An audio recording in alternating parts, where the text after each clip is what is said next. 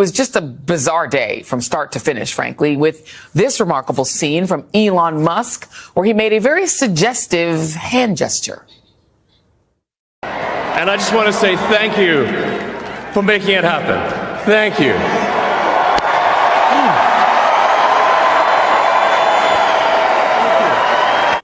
Well, that moment has gone viral and even made it into the confirmation hearing this morning for Trump's pick for UN Ambassador Elise Stefanik. What do you think of Elon Musk, perhaps the president's most visible advisor, doing 2 Heil Hitler salutes last night at the president's televised rally? No, Elon Musk did not do those salutes. I was not at the rally, but I can tell you I've been at many rallies with Elon Musk, who loves to cheer when President Trump says we need to send, our U.S. space program to Mars. Elon Musk is a visionary. That was about Mars. Trump's first day in office ended with a final step in the coup. He pardoned nearly all of the more than 1,500 insurrectionists charged in connection with the attack that he called for. 14 others had their sentences commuted, most of whom were convicted of seditious conspiracy. And that long list of pardons is not just people who were charged with trespassing or nonviolent crimes like this guy, Kevin Seafried, who you may remember for carrying a Confederate flag into the Capitol, something that didn't even happen during the Civil War.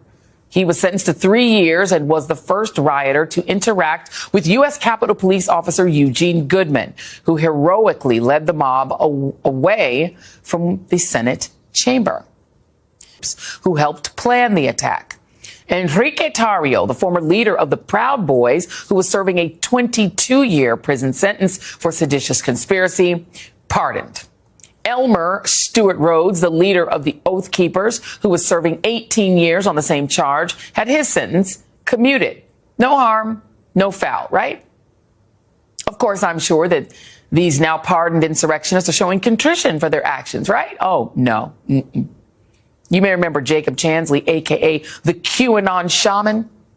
His response to receiving a pardon and no longer being a felon was, quote, "I'm gonna buy me some mother effing guns." Feel safer yet? And what about those police officers who were on the receiving end of the attacks by the very people who Trump has called patriots and hostages?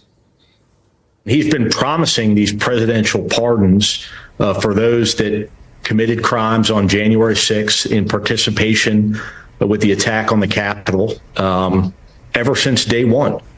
And so the American people own this decision.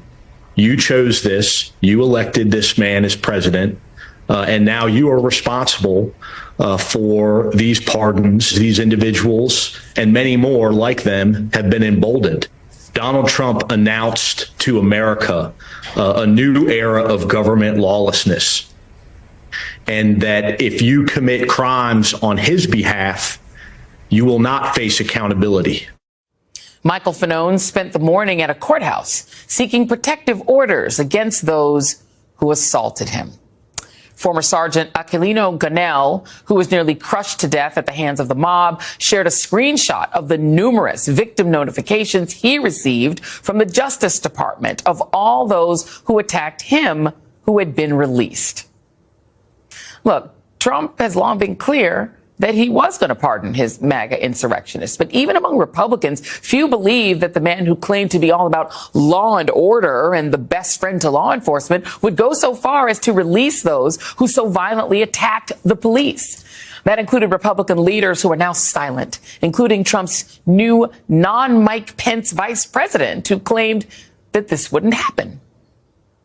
Do you believe that someone who assaulted a law enforcement officer on January 6th deserves a pardon? No, I think what the president said and Vice President-elect J.D. Vance has said is that peaceful protesters should be pardoned, but violent criminals should not. That's a simple determination. If you committed violence on that day, obviously you shouldn't be pardoned. Of course, if somebody was beating up a police officer at January 6th, he's not going to do that. Joining me now is former Capitol Police Officer Harry Dunn, who was assaulted by the now pardoned violent mob that stormed the Capitol on January 6th. Also joining me, former Congressman David Jolly and former U.S. Attorney Joyce Vance, MSNBC legal analyst and professor president, and the fact that he did exactly that, pardoned some of the most violent insurrectionists from that day. So thanks for having me on. Why are people surprised?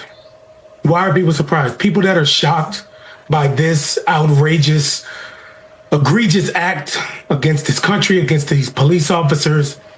If you're shocked, then you haven't been paying attention.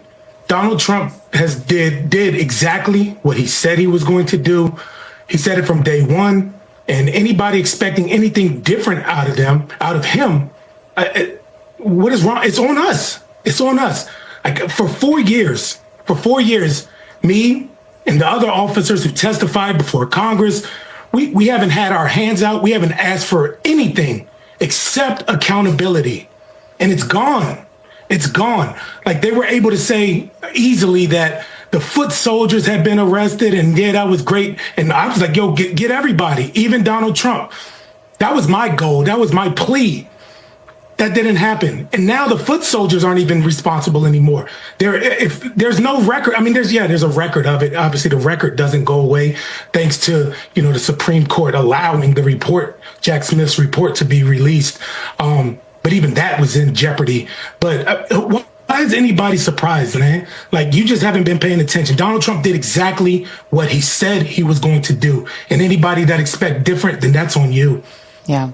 Public will be made aware of the internal conversations, and specifically on Elon Musk, the extent to which he is involved with at a federal government level, as much as one as an outside consulting type of a situation. What we do know, Michael, is that Elon Musk posted on X a photo of Donald Trump regaining the POTUS social media handle. And what he wrote was, quote, you see it there at the top, the return of the king. Any concerns about the world's richest man having the president's ear, maybe an office down the hall? And also, Trump said that Musk will be getting an office for 20 people. How do you see this working? I don't. It's just a hot mess. I don't know what the lawsuits say. I haven't had a chance to look at them yet, but they're legitimate, and it's a legitimate concern. The world's richest man is sitting across the street from the Oval Office. He clearly has more power than the Vice President of the United States. He clearly has more influence than any member of Congress.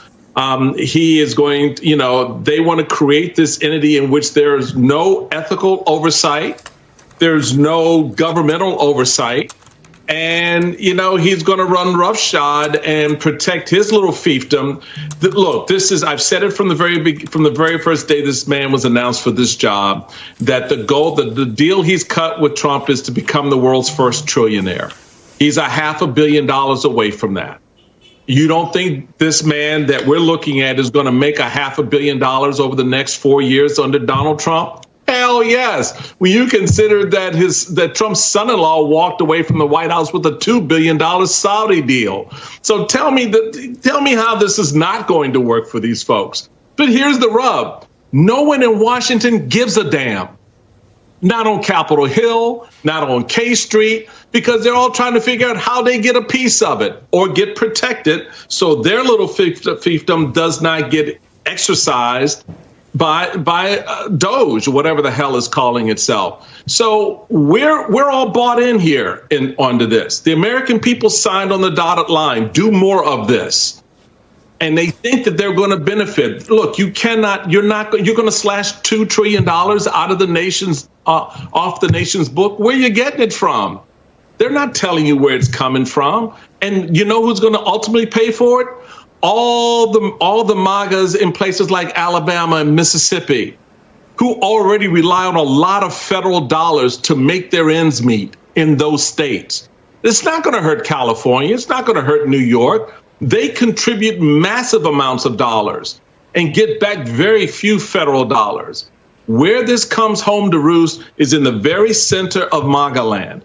And they seem to be okay with that. So cut away, my friend, and just let the squealing begin. So, Vaughn, what happened to Vivek Ramaswamy? Vivek Ramaswamy is not going in to Doge inside of his White House here. He's going and intends to run for governor of Ohio, which was a long-planned effort, except we were initially told by sources that he intended to stick with Doge and work with Elon Musk to go and do exactly what he said. Companies from Walmart to Facebook have already scaled back or ended some of their diversity practice in response to Trump election and conservative-backed lawsuits against them. Trump's order will be immediately get Biden wide-ranging effort embed diversity and inclusion practice in the federal workforce, the nation's largest at about 2.4 million people. Biden had mandated all agencies to develop diversity plan, issue yearly progress reports, and contribute data for a government-wide dashboard to track demographic trend in hiring and promotion. The administration also set up a Chief Diversity Office Council to oversee the implementation of DEI plan. The government